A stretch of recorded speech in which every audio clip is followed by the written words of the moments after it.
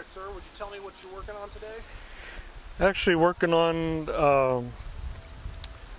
kind of another rendering of a field study that I did a year ago up in Wyoming in the Wind River Range.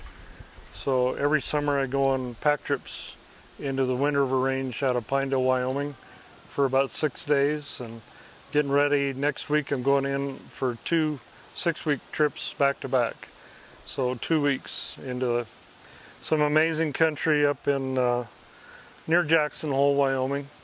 But so this is very typical of what I would do on location. This is about a 9x12, and the equipment that I've got is exactly what I'll take on the trip.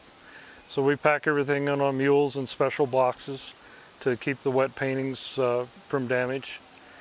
But this is a photograph of a large painting I did a year ago based on a field study very similar to this. So this is called Titcomb Basin in the Wind River Range. But I do a lot of work in Wyoming and Grand Teton National Park, a lot of work over in Crested Butte, Rocky Mountain National Park. So we really enjoyed our time here with the other artists at the Broadmoor.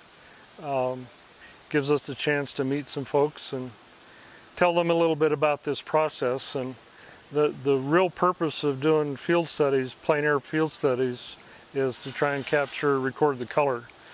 So as good as digital photography is today, it's still not as good as what an artist's eye trying to match your pigments can be. So a little piece like this done on location in less than an hour, which is typical for time that you have before the weather changes or the light changes. And if I have that, my reference photos, my drawings, I can go home and do, this is a 48x60. So it's a very large studio piece. So a lot of the bigger studio pieces I do in the winter. And I spend the other seasons getting a lot of plein air color studies. So they're great reference. I try not, when I take them home, I try not to rework them very much.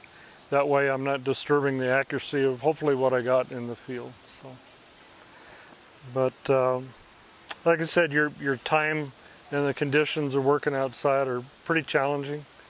A lot of times if you're lucky to get an hour, and anytime like in the morning or in the evening you've got much less, sometimes just minutes.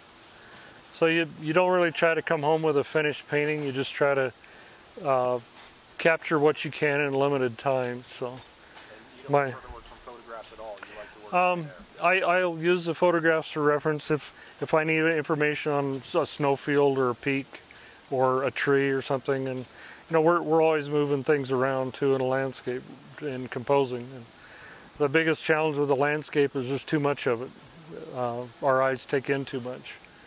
So the editing and trying to figure out what to leave out isn't always easy, but that's where your composition and all the preliminary work pays off. So.